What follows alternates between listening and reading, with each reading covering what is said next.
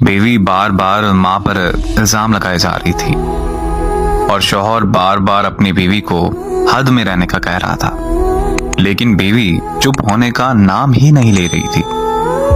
बार बार जोर जोर से चीख चीख कर कह रही थी कि उसने अंगूठी टेबल पर ही रखी थी और तुम्हारे और मेरे अलावा इस कमरे में कोई और नहीं आया। अंगूठी हो ना हो माँ जी ने ही उठाई है। बात जब शौहर की बर्दाश्त से बाहर हुई तो उसने अपनी बीवी के गाल पर एक जोरदार तमाचा दे मारा। अभी 3 माह पहले ही तो मेरी शादी हुई थी।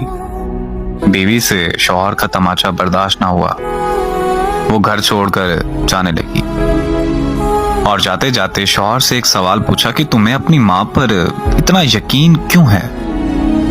तब शौहर ने जवाब दिया। जब दरवाजे के पीछे खड़ी माँ ने सुना तो उसका सुनते ही दिल भर आया। शौहर ने बीवी को बताया कि जब वो छोटा था तो उसके वालिद का इंतकाल हो गया। मेरी माँ मोहल्ले के घरों में झाड़ू पोछा लगाकर जो कमा पाती थी उससे सिर्फ एक वक्त का खाना ही आता था। माँ एक प्लेट में मुझे रोटी देती थी और खाली टोकरी ढक कर रख देती थी। मैं भी हमेशा आधी रोटी खाकर कह देता था कि माँ मेरा पेट भर गया है, मुझे और नहीं खाना। माँ ने मुझे मेरी झूठी आधी रोटी खाकर मुझे पाला पोसा और बड़ा किया। आज मैं 2 रोटी कमाने के काबिल क्या हुआ हूं, लेकिन मैं ये कैसे भूल सकता हूं कि माँ ने उम्र के इस हिस्से पर अपनी ख्वाहिशात को मारा है।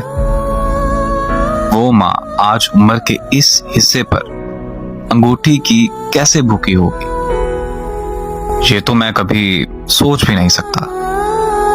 तुम तो 3 माह से मेरे साथ हो। मैंने तो माँ की तपस्या को गुज़िश्ता 25 सालों से देखा है। ये सुनकर माँ की आंखों से आंसू छलक उठे।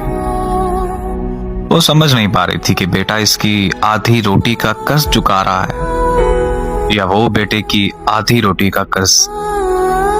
लेकिन एक कड़वी हकीकत ये भी है कि हम बीवियों के कहने पर लगकर अपनी माँ को पूरे घर के सामने बेइज्जत करते हैं। हालांकि हम ये नहीं जानते कि आज हम जो भी हैं, जो कर रहे हैं, जिस वजह से हम कामयाब हैं, उनके पीछे एक अजीम हस्ती की दुआ है जिसे हम माँ कहते हैं। जिनके घर में माँ नहीं होती ना, उनके घर में कभी रौनक की रोशनाई नहीं होती।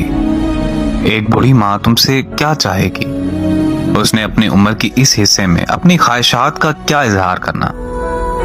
अफसोस का मकाम यह है कि आज अगर माँ एक रोटी ज्यादा खा ले तो बेटों की तरफ से तानों की बरसात हो जाती है उस पर।